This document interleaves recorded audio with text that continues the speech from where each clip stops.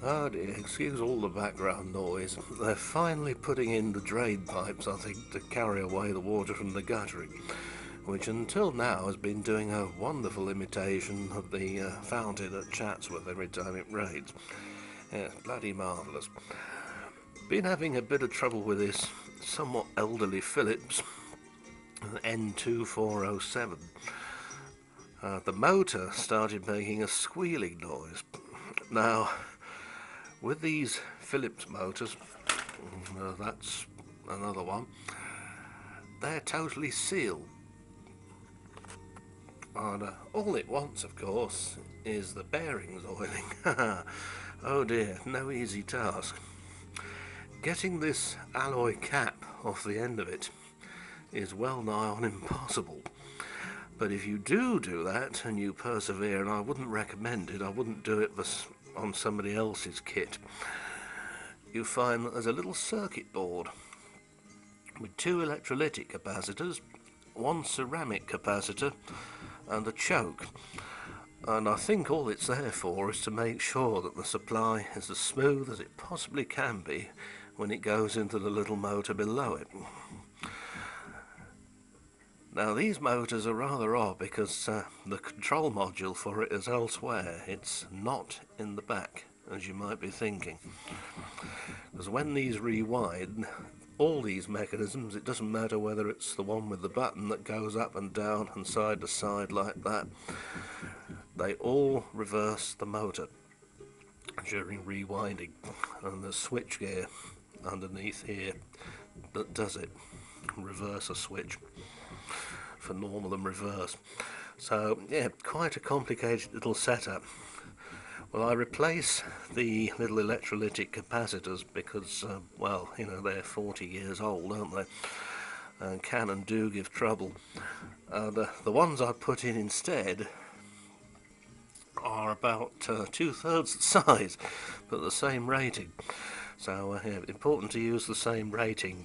The ones I've installed are actually a slightly higher voltage, but it's the capacitance that matters rather than the voltage on something like this. But as you can tell, it's running nice and smoothly now. I did manage to get at the bearing and oil it, and the drive shaft end one as well.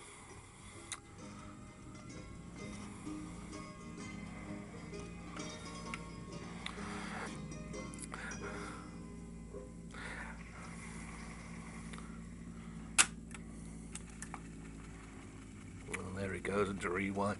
This is still running on the original playhead, and it doesn't sound bad at all. Still got a nice crisp sound on it, so there's no need to change it.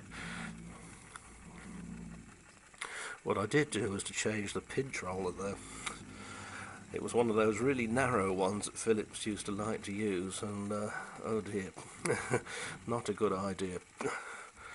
So I changed it for a standard one. I always used to do that when working on this sort of kit, you know, years ago when you could get the parts. That's another matter, isn't it? But, yep, so I think we fixed this one, thank heavens. It would be a shame to have to bin it because the motor's died.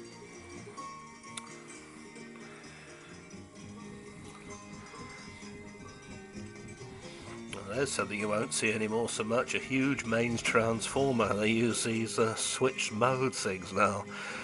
And what that does is to increase the frequency of the AC supply. And that's how they can use these tiny little transformers about the size of a postage stamp. Sort of thing you see in a modern VCR and other chinky-made rubbish. Ghastly stuff. But yeah, we've got this museum piece going. Likely to be my last video for a while because this camera is doing all kinds of funny things. I know it's not the batteries, but there are certain kinds of these rechargeable NYMA batteries I use that it worked perfectly well at one time, but it won't work anymore. And I know it's not the batteries getting tired because I can use them in a Walkman, say, and they last as long as they did before. So you tell me, maybe it's the ghost in the machine, or more likely the ghost in the house draining all the energy.